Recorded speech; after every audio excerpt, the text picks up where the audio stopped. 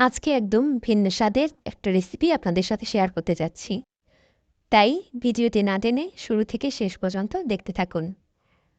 আজকে যে মজাদার চাটনির রেসিপি আপনাদের জন্য নিয়ে এসেছি, সেটা বাচ্চা থেকে বুড়ো সবাই খুব পছন্দ করবে।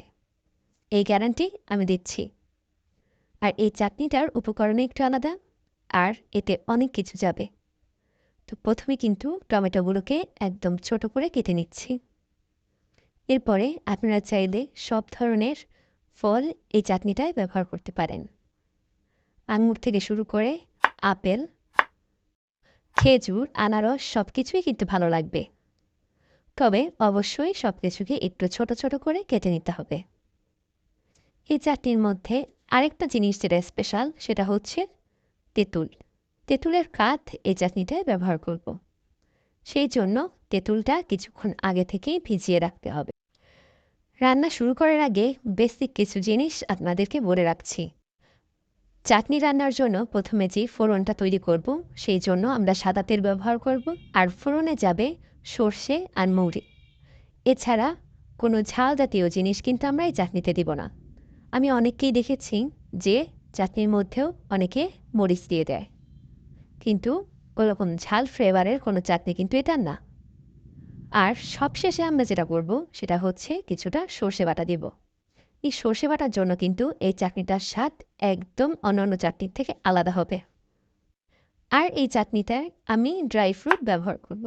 ড্রাই ফ্রুট হিসেবে আপনারা যে কোনো বাদাম নিতে পারেন, তার সাথে কিচমিচ নিতে পারেন। তো আজকে আমি কাঠবাদাম আর কিচমিচ এর সাথে ব্যবহার করছি। তার সাথে চাইলে কাজু বাদামও দেওয়া যায়। কাটাকাটির পর্ব মোটামুটি শেষ। এবার রান্নার প্রসেসিংয়ে চলে যাব। সবগুলো ফলই কিন্তু আমি ছোট ছোট টুকরা করে কেটেছি, তাতে করে রান্নার টেস্টটাও কিন্তু বেটার হয়। একটা বড় একটা ছোট এরকম করে কাটলে কিন্তু কখনোই প্রত্যেকটা ফল বা সবজি যাই হোক সেটা কিন্তু ঠিকঠাক মতো সেদ্ধ হয় না। কোনোটা গলে যায়, আবার কোনোটা আস্ত থেকে যায়। পেস্টটিকে ফলো করে পাশে থাকবেন সবাই, আশা করি। তাতে করে আমার রান্নার উৎসাহ আরও বাড়বে। আর আমার এই ছোট্ট পেস্টটি আস্তে আস্তে আরও এগিয়ে যাবে। খুব বেশি ভালো লাগলে লাইক এবং শেয়ার করতে ভুলবেন না। এই সময়ে শুকনো বড়ই খুব পাওয়া যাচ্ছে আজকের এই রেসিপিতে, তাই শুকনো বড়ইও আমি ব্যবহার করছি। একদম টপ টপ একটা ফ্লেভার না থাকলে কিন্তু কখনোই চাটনি ভালো লাগে না।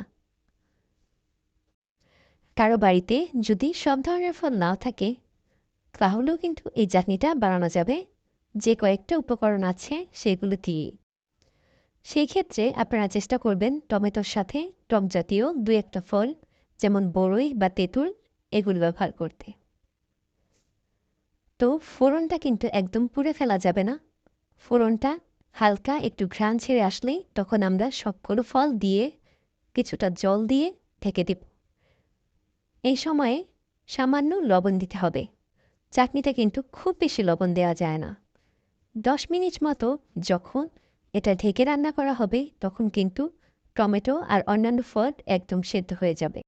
এই সময় দিয়ে দিতে হবে তৈরি করা সেই তেঁতুলের কাঠ। কিছুটা খেজুরের গুড় আমি গ্রেট করে দিয়ে দিচ্ছি।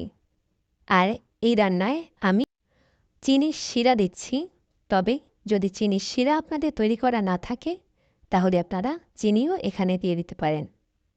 একদম সব শেষে সে আগে থেকে বেটে রাখা সর্ষেটা দিয়ে দিব। ব্যাস, সর্ষে থেকে যে ফ্লেভারটা এই শেষে ছাড়বে, সেটাই কিন্তু অন্য সব চাটনির থেকে এই চাটনিটার টেস্ট আলাদা করে দিবে। তবে সর্ষেটা আগে দেওয়া যাবে না, একদম শেষে দিয়েই নামিয়ে ফেলতে হবে। চাটনি কিন্তু একদম রেডি। দেখুন তো কত সুন্দর কালার এসেছে, আর খেতেও অসাধারণ। অবশ্যই একবার হলেও বাড়িতে ট্রাই করবেন। সবাই ভালো থাকবেন। এতক্ষণ যাবৎ ধৈর্য ধরে ভিডিওটি দেখার জন্য সবাইকে ধন্যবাদ।